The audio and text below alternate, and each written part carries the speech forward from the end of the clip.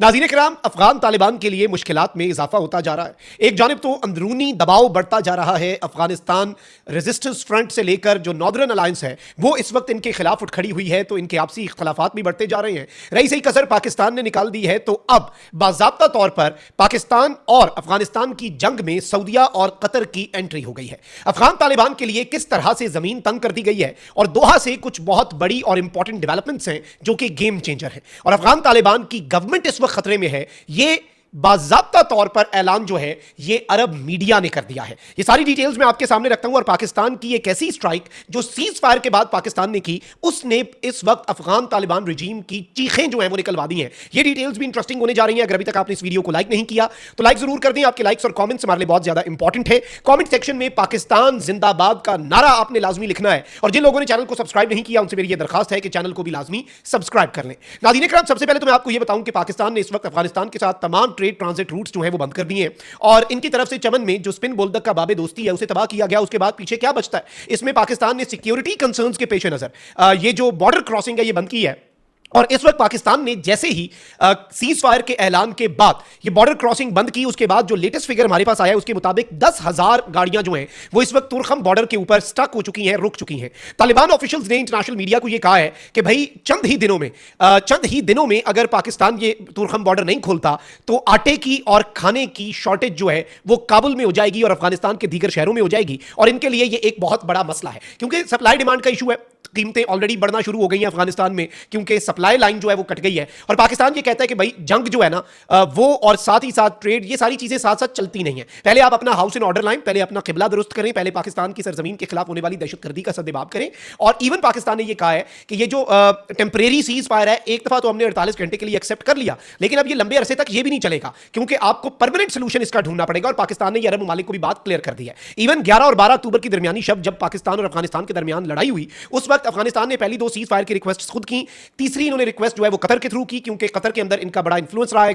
Qatar ने इन्हें अपनी जगह प्रोवाइड की, तालिबान का दफ्तर रहा, दोहा मुज़ाकरात हुए। खैर अब ये दोहा एग्रीमेंट पे अमल नहीं कर रहे, पाकिस्तान ने पोलाइटली रिफ्यूज किया। उसके बाद ये सऊदिया के पास भागते भागते हुए गए कि भाई पाकिस्तान सऊदी अरब की जरूर सुनेगा। पाकिस्तान ने इवन सऊदिया को भी कहा कि भाई हम एक दफा जरा ठुकाई कर ले, फिर हम रुक जाएंगे।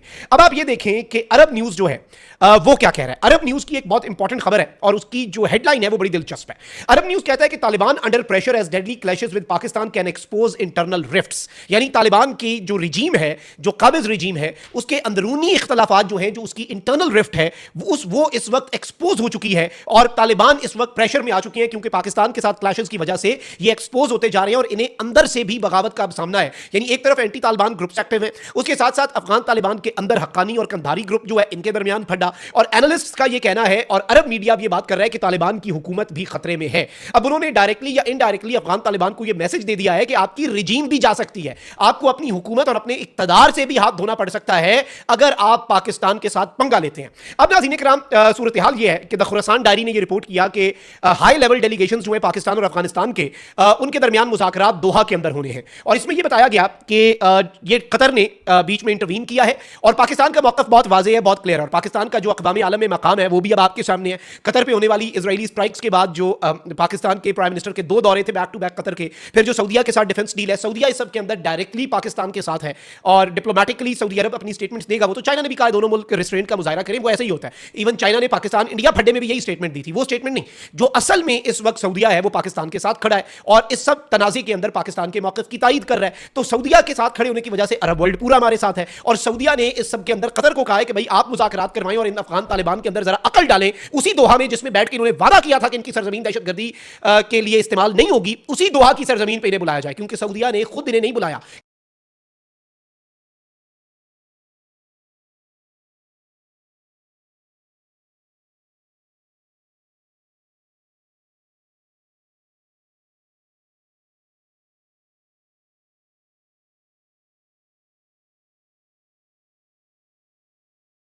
क्योंकि सऊदिया पाकिस्तान के साथ एक पार्टी के तौर पर खड़ा है।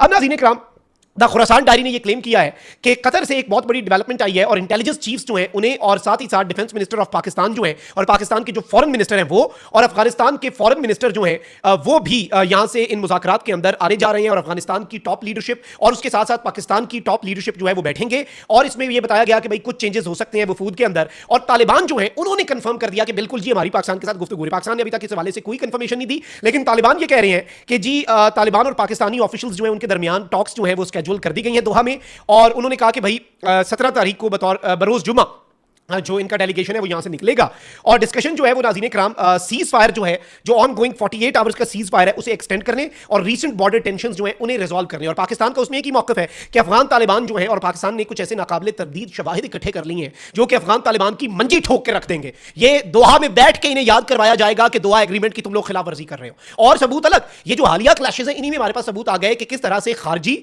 टीटीपी एक दहशतगर्द गिरोह BLA internationally designated terror organisation Afghan Taliban के फौजियों के साथ मिलकर पाकिस्तान के खिलाफ लड़ रहे थे। आप यहां से अंदाजा करें और इस वक्त ट्रेड के मामले में बाकी चीजों के मामले में अफगान तालिबान जो है उनकी बस हो चुकी है, सांसें उखड़ रही हैं, बढ़के उसी तरीके से जा रही हैं, वारदातें उसी तरीके से जा रही हैं, एआई वीडियोस का इस्तेमाल उसी तरीके से जारी है, पाकिस्तान के खिलाफ हर्जा सराई जो है वो उसी तरीके से जारी है और अंडर द टेबल ये चाहते हैं कि पाकिस्तान के साथ डील कर लें। अब इनके साथ दोहा में जो होना है ना, दोहा में इनके पास ऑप्शंस बहुत कम होंगे, मैं आपको ये पहले कंफर्म कर रहा हूं और इस वक्त इन्हें बहुत क्लियर कट मैसेज जो है नाज़रीन कराम वो कम्युनिकेट कर दिया गया है सऊदीया की तरफ से, कतर की तरफ से, पाकिस्तान के दोस्त ममालिक की तरफ से कि भाई अब आपके लिए जमीन तंग कर दी जाएगी। आपको ऑलरेडी एक ऐसा मुल्क जो आपके साथ लॉयल था, सिंसियर था, जो कि आपको इंटरनेशनली लेजिटिमेसी लेकर दे सकता था, अब वो मुल्क आपको इंटरिम गवर्नमेंट नहीं कहता, वो मुल्क आपको अब एक तालिबानी काबिज रिजीम कहता है। ये आपका कितना बड़ा डिप्लोमेटिक फेलियर है और आप लेजिटिमेसी के लिए दर दर की ठोकरें खा रहे हैं। यही सब कुछ इन्हें समझाया था चार और मुल्कों ने भी एक साथ बैठ के। इंडिया की इन्होंने सुन ली, चार मुल्कों की नहीं सुनी। वो चार मुल्क कौन कौन से थे? वो चार मुल्क थे रशिया, चाइना, ईरान और पाकिस्तान। ये पांच फरीकैन के आपस में मुज़ाकरात थे जिसमें अफगान तालिबान ने कहा नहीं, हम इमाम मोदी के पीछे लगेंगे और मोदी के ही हमने जो डर्टी लॉन्ड्री है वो धोनी है और मोदी का बदला हमने लेना है। गालिबन मोदी को फेंटा लगा तो हम चाहते हैं कि हमारा चेहरा जो है वो भी चपेड़े मार के लाल कर दिया जाए। अगर मोदी के चेहरे के ऊपर जन्नाटेदार थप्पड़ के निशानात है पाकिस्तान के तो हमने भी अपना चेहरा वो करना है। लेकिन इंटरेस्टिंगली नाज़रीन कराम इस वक्त अरब ममालिक जो हैं उन्होंने अफगान तालिबान जो है उनके लिए मुश्किलात जो हैं वो बहुत क्लियर एक लाइन जो है वो खींच दी है पाकिस्तान के अरब एलाइज ने और ये अब अफगान तालिबान का एक बहुत बड़ा इम्तिहान और डिप्लोमेटिकली अगर अफगान तालिबान अब उन चीज़ों पर नहीं आते और पाकिस्तान ने बहुत कामयाबी से इन्हें दूसरे फरीकैन के दरमियान लाकर सबूतों के साथ एक्सपोज करने का फैसला कर लिया और ये दोहा मुज़ाकरात जो हैं ये अफगान तालिबान की जो लेजिटिमेसी है उसमें एक और उस लेजिटिमेसी के ताबूत में एक और कील ठोंकेगा। अपना बहुत ख्याल रखिए। निगरान पाकिस्तान जिंदाबाद।